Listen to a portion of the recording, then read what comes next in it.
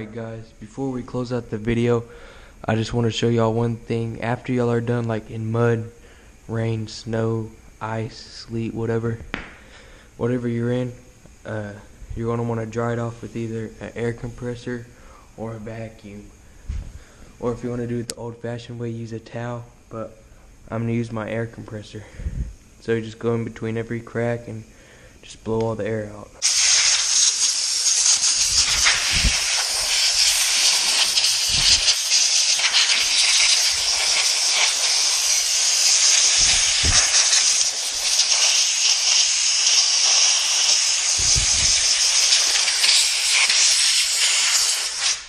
So just like that, just make sure you get everywhere with your vacuum or air pump or towel or whatever you're using. So thanks for listening to me right now. Let's skip to the outro. Alright guys, thanks for watching this video. We'll have a video out next week, either next Sunday or next Monday, and it'll be an awesome video about a new car we're getting. So don't forget to slap a like on the video, subscribe, comment. You already know what you need to do. I'll catch you guys next time. Peace.